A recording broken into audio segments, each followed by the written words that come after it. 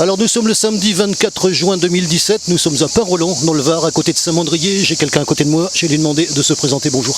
Yves Ligoret, intervenant auprès de la mairie pour tout ce qui est technique, du matériel, de l'éclairage, de l'eau, etc.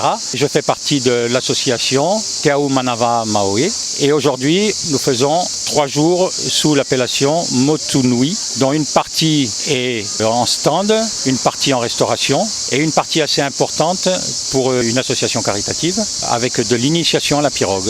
Et tous les bénéfices seront reversés à cette association. Alors on est venu vous voir, bien sûr. Je voudrais d'abord parler d'un groupe qui s'appelle Fêtes et Foires dans le 83, comme j'ai dit à la personne qui m'a reçu, très gentiment d'ailleurs, soit dit en passant. On a pris votre affiche et on l'a annoncé. C'est ensuite la raison de notre présence avec vous aujourd'hui. Et donc on voit un petit peu ce qui se passe. Nous sommes donc à Pin-Rolland, sur ce parking, avec beaucoup d'exposants. Et ayant passé moi-même, je tiens à le dire, 2 ans à Tahiti, vous pensez bien que je connais un petit peu le sujet et les produits proposés. On va en parler quand même. Oui, les exposants, on rencontre dans le Var, on rencontre souvent les mêmes.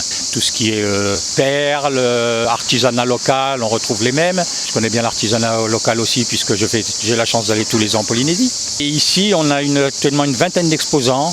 La place de Saint-Mandrier, de Saint-Asile, nous permet de recevoir 20 à 25 exposants. C'est un chouette endroit puisqu'on est juste à côté de la Pinède. Alors l'endroit est rêvé puisque les tables seront mises à l'ombre sous les pins, on a le boulodrome, la Seine est face à la Pinède, c'est un endroit idéal. Justement, on va parler des 3 jours, je précise que ça se tient vendredi, samedi, dimanche, on vient vous voir le samedi. Comment ça se passe au niveau fréquentation? Première édition Alors, première édition, oui, donc il fallait faire énormément de com. On a été un peu limité en temps pour faire de la com, et ça se présente quand même bien, puisque je vois que sur la plage, pour ce qui est de la partie VAA, donc au bénéfice d'une association caritative, il y a énormément de monde en attente. Donc là, c'est une réussite. Les stands, voilà, on en a eu une vingtaine pour la première année, et ça marche très bien. Et puis l'année prochaine, on relancera beaucoup plus tôt pour tout ce qui est de la com.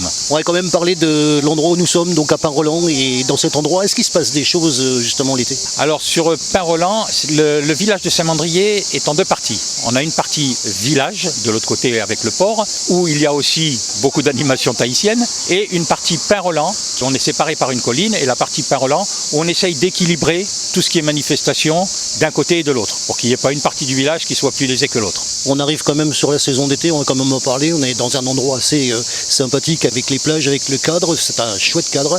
Parlez-nous un petit peu de ce cadre-là, puisque vous êtes du coin, si on peut dire. Alors le cadre, moi j'ai connu le cadre, il n'y avait pas aucune maison ici. Pin-Rolland, il y avait du marécage, maintenant tout est construit, mais il y a la grande partie, tout ce qui est pinède est préservé. Et ça c'est important. C'est pour ça que dans toute cette pinède, les pinèdes ici sont rares à avoir un accès direct à la plage. On a sur Saint-Mandrier cet avantage, le dimanche ici, on reçoit 300-400 familles qui viennent pique-niquer sous les pins et qui vont prendre le bain directement, c'est rêvé. Alors au niveau de la manifestation, on a la partie exposants, on a aussi, parce qu'on les a vus, c'est eux qui nous ont reçus d'ailleurs, la partie cuisine. Alors la partie cuisine c'est vraiment le centre de l'association. On ne peut pas faire de manifestation avec des exposants, avec les tatoueurs, avec les VA, sans avoir la cuisine tahitienne. Ça fait partie de la culture. Évidemment, sur les repas, on reste en plein dans le tahitien. On est sur le poisson cru, on est sur le poulet fafa, on est sur le poitou, on est sur les poé bananes, tout ce qui est vraiment tahitien. On va parler bien sûr, parce qu'on ne peut pas parler de Tahiti, l'ayant fréquenté, comme je vous l'ai dit, 2 ans, il y a les paysages et puis il y a les gens. On ne peut pas parler de Tahiti sans parler des gens. Ah voilà, là on attaque vraiment le beau sujet. Ce sont des gens adorables. La personne qui n'est pas contente des Polynésiens, c'est qu'elle ne recherche pas le contact, parce qu'ils sont ouverts à tout. Je suis bien passé puisque j'ai la chance de passer au moins la moitié de l'année là-bas tous les ans, et j'y vais par plaisir parce que vraiment on est reçu d'une façon. J'ai fait le tour du monde, j'ai fait toutes les îles, je ne retrouve pas l'accueil polynésien. C'est quelque chose d'exceptionnel. On est tout de suite embarqué dans leur culture, dans leur façon de recevoir, et ce n'est que du plaisir. Vous qui avez été là-bas, moi-même j'y suis allé mais il y a quelques années, ça a beaucoup changé? Ça a beaucoup changé en construction, bien sûr. Si on descend sur le sud de Tahiti, là après c'est le Taravao, c'est devenu énorme, il y a des supermarchés. Bien sûr, ça évolue, heureusement que ça évolue. Mais pour ce qui est de la culture, en ce moment on a un retour à la culture polynésienne qui avait tendance à se perdre un peu, et maintenant les jeunes s'attachent de nouveau à leur culture. Et ça, c'est une grosse progression. Beaucoup de jeunes parlent quand même le tahitien. Et ça, avant, ça se perdait. Ça se perdait. Maintenant, c'est reparti. C'est bien reparti. On va terminer là-dessus puisque donc on est en métropole. Justement, quand on fait la promotion d'un territoire d'outre-mer en métropole, pensez pas que c'est un peu normal? Mais bien sûr que c'est normal. Là-bas, on est en France, hein, avec une autre culture peut-être, oui, avec une langue que j'espère ils ne perdront jamais parce que c'est magnifique. Moi, je vais vous dire quelque chose. Hein. Comme vous le savez, je fais pas mal de contacts et tout. J'ai écouté bien sûr la musique. Il y a eu des réorchestrations de titres américains avec des réorchestrations tahitiennes. Ça le fait. Hein. Oui. Alors on a l'ancienne école avec les débuts de Gabilou, etc. Après, on a eu la famille Loughlin qui est venue un peu en plus moderne, avec Sabrina, avec sa sœur Grace.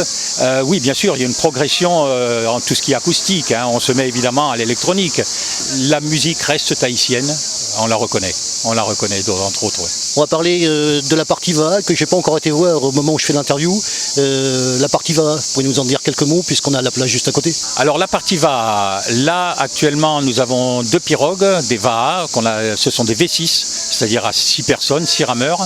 On a pour l'instant un rameur à l'avant et un rameur à l'arrière expérimenté et on prend 4 personnes par 4 personnes pour faire de l'initiation Va. Et c'est vraiment la pirogue typiquement tahitienne. On fait ça avec le club de la Méduse qui est à Saint-Elme, donc vraiment pas loin, qui a gagné les championnats cette année. De très belles équipes et on veut faire connaître, ça fait partie de la culture polynésienne et c'est justement pour cette association. Les personnes qui montent à bord, on leur demande 5 € de participation pour cette association caritative pour une maladie orpheline.